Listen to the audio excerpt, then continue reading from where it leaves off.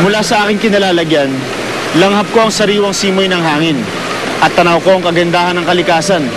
Ngunit sa likod ng kagandahang ito, may nakatagong puot na noong 1991, kumitil sa higit 800 buhay. Taong 1991 na magsimulang mag-alboruto ang bulkang Pinatubo dito sa atin. Nasa mahigit 100,000 katao ang nakatira sa paligid nito.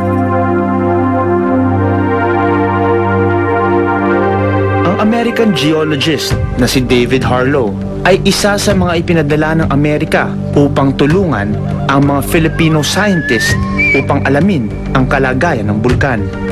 Ang mga nakita nila sa seismograph ay nagbabanta ng isang malagim na trahedya. Una na nilang natuklasan na nagbuga na ito ng pyroclastic flow sa nakalipas na taon. Naitala na rin nila ang ilang paglindol sa paligid ng bulkan. Mataas na rin ang level ng sulfur dioxide. At ang pinakamatibay na ebidensyang malapit na itong sumabog ay ang pamumuo ng lava dome sa bunganga nito. Ilang linggo pa, naglabas na ng makapal na steam at abo ang bulkang Pinatubo. Ipinayo ng mga eksperto ang paglikas ng mga pamilyang 6 na milya lang ang layo sa bunganga nito. Ilang linggo pa ng pag-aalboruto ng bulkan ang nasaksihan ng mga eksperto. Lumakas na rin ang kutob nilang magkakaroon ng isang malakas na pagsabog, kaya itinaas na rin ito sa Alert Level 4. Mangilang-ilang otoridad at mga eksperto ang natira sa lugar malapit sa bulkan. Matapos ang ilang araw, nangyari nga ang kinatatakutan. Sa videong ito, makikita ang isang pagsabog na kailanman ay hindi sumagi sa isip nino man na mangyayari. Matyagang pinag-aralan ng grupo ni David ang 3 araw na pagsabog ng bulkan. Ang Mount Pinatubo eruption ang sinasabing pinakamalakas na pagsabog sa buong mundo sa nakalipas na 80 taon. Katumbas daw ito ng sunod-sunod na pagsabog ng atomic bomb. Nagpatuloy sa kanilang obserbasyon ng ilang eksperto.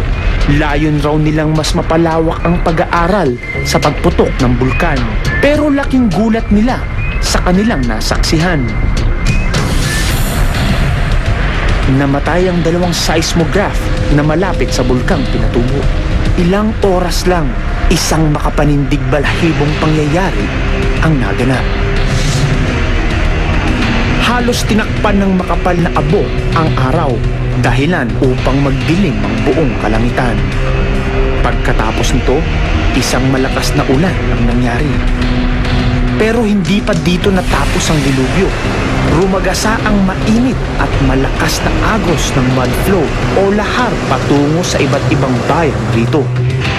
Maraming tao ang tila nawalan na ng pag-asang makakaligtas pa sa malagim na trahedya. Pero makalipas ang ilang araw, nakita ang bakas ng malakas nitong pagputok at ang pagkakaligtas ng mahigit 10,000 katao. Isang pangyayaring hindi nila akalaing malalampasan nila.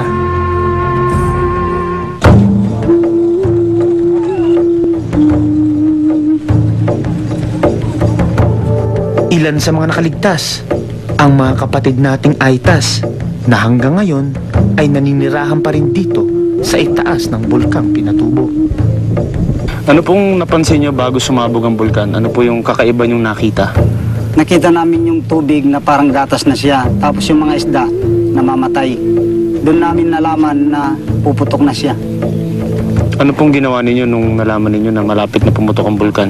Yung mga DSWD na umakyat na sa amin, tapos ibinakit na kami sa ibaba.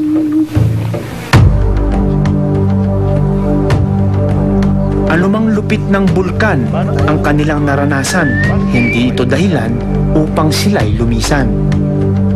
dahil para sa kanila, ito na ang itinuturing nilang tahanan.